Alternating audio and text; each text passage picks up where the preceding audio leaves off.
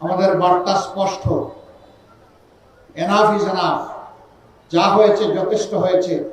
এই পথে আর কেউ হাঁটুক, কোনো ফেসিবাদ হাঁটুক জাতি এটা দেখতে চায়। আমরা মিথ্যা কোনো আশ্বাস জাতিকে দেব না, কিন্তু একটা কথা আল্লাহ তাআলাকে সাক্ষী রেখে বলবো, বাংলাদেশের মানুষের জীবন, সম্পদ এবং ইজ্জত, এই তিনটার হবো ইনশাআল্লাহ আমরা পাহারাদার। এদেশের মালিক হব না, জনগণের সেবক হব। আর প্রতি বছর জনপ্রতিনিধিরা তাদের পারিবারিক সদস্যদের সহ জাতির সামনে তাদের সম্পদ বিবরণী পেশ করতে বাধ্য। আমরা দেখি কার শ্বশুর বাড়িতে সম্পদ হলে, শোনা হলে একটু দেখতে চাই। 15.5 বছর ভিক্ষুকের ঝুলি গলায় নিয়ে অনেকে যাত্রা শুরু করেছিল রাজনীতিতে, পরে তারা হয়েছে হাজার হাজার কোটি টাকার মালিক, এবং নিজের বাপের বাড়ি যতটা ধনী শ্বশুর বাড়িতে বানাইছে তার চেয়ে বেশি। ওই চুরির টাকা কোথায় রাখবে? জনগণের চুরির টাকা নিয়ে ওখানে রেখেছে। আমরা ওই নতুন শ্বশুর বাড়ি আর তৈরি করবো না ইনশাআল্লাহ। শ্বশুর বাড়ি থেকে যৌতুক নেওয়া যেমন হারাম, জনগণের লুণ্ঠিত টাকা ওদের কাছে রাখাও তার চেয়ে ভয়াবহ। এই দুইটার ইনশাআল্লাহ অবসান হবে। এই প্রিয় দেশে নারী পুরুষ সবাই মিলে দুনিয়ার সব জায়গার মতো বাংলাদেশ। আমাদের দেশে আমাদের মা বোনদের ইজ্জতের কোনো নিরাপত্তা নেই, গড়েও নাই, রাস্তায়ও নাই, কর্মস্থলেও নাই।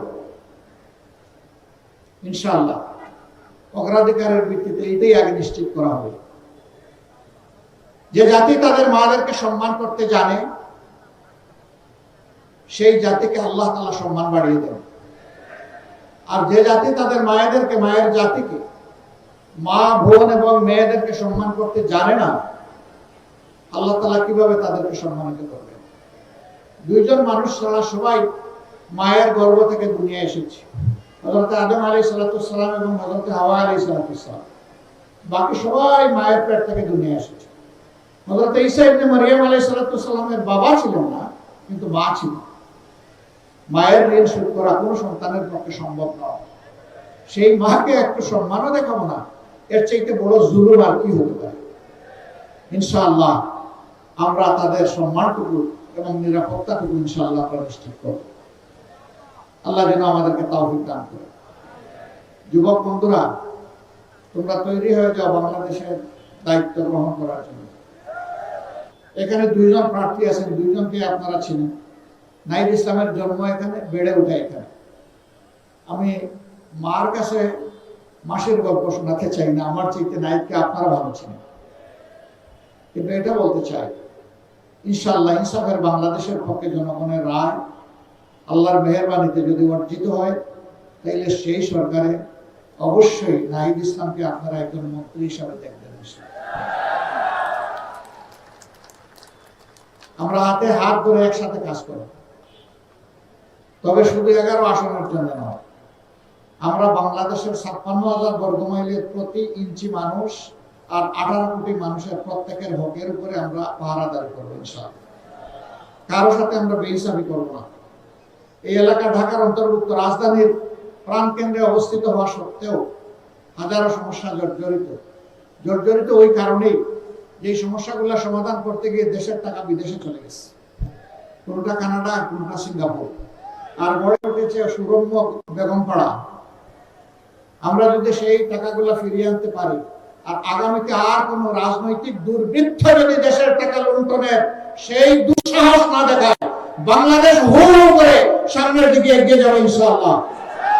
এই জাতির ভাগ্য বদলের জন্য 5টি বছর আমরা মনে করি যথেষ্ট। এরপরে বাংলাদেশ রাস্তা খুঁজে পেয়ে যাবে এবং সেই মহাসড়ক ধরে ইনশাআল্লাহ বাংলাদেশ এগিয়ে যাবে সামনের দিকে। আমরা আপনাদেরকে ওরকম কোনো আশ্বাস দেব না, এখানে যেটা আছে তাই দিব, যেটা নাই ওটা অন্যভাবে বলবো, এগুলা নাই। আমরা কোনো ভুল বল আশ্বাসে নাই। যা বলবো ইনশাআল্লাহ আল্লাহর উপর ভরসা করে সেইটাই করার চেষ্টা করব, জান প্রাণ দিয়ে।